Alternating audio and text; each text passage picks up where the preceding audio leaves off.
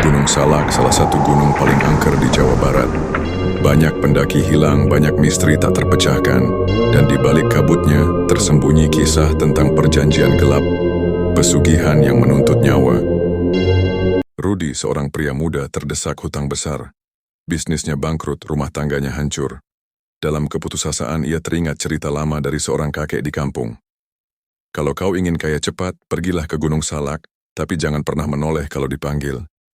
Didorong rasa putus asa, Rudi nekat.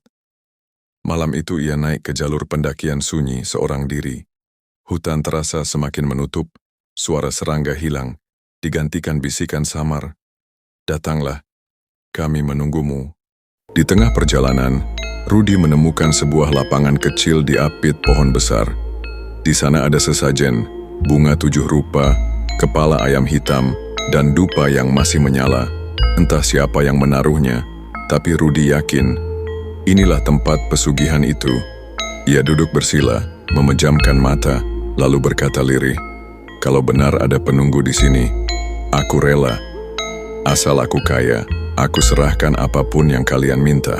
Saat itu angin kencang berhembus. Dari balik kabut muncul sosok tinggi hitam dengan mata merah menyala. Suara beratnya bergema, "Kekayaan akan datang, tapi kau harus bayar dengan nyawa orang terdekatmu." Rudi ketakutan, namun pikirannya penuh hutang dan ambisi. Dengan gemetar ia menjawab, "Boleh, asal jangan nyawaku." Makhluk itu tertawa keras, lalu menghilang.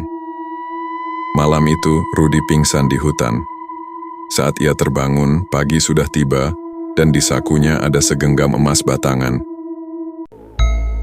Rudi pulang dengan wajah penuh senyum. Tak lama, bisnisnya bangkit. Ia menjadi kaya raya, namun satu persatu keluarganya mulai mati mengenaskan. Ibunya meninggal mendadak, adiknya kecelakaan, istrinya sakit aneh dan tak tertolong. Rudi sadar, itu bukan kebetulan, itu harga dari pesugihannya. Dilanda rasa bersalah, Rudi kembali ke Gunung Salak berniat membatalkan perjanjian. Di tengah hutan berkabut, ia berteriak, "Cukup, ambil semua harta ini, kembalikan keluargaku." Namun yang terdengar hanya suara tawa mengerikan. Tiba-tiba tanah bergetar, kabut makin pekat. Sosok hitam itu muncul kembali, kali ini lebih dekat. Wajahnya menyerupai gabungan semua keluarga Rudi yang sudah mati. "Janji tidak bisa dibatalkan. Kini giliranmu yang kami ambil." Rudi berlari sekuat tenaga, namun langkahnya berat. Di belakangnya terdengar derap kaki semakin dekat, semakin keras, hingga akhirnya Rudi menghilang di hutan Gunung Salak.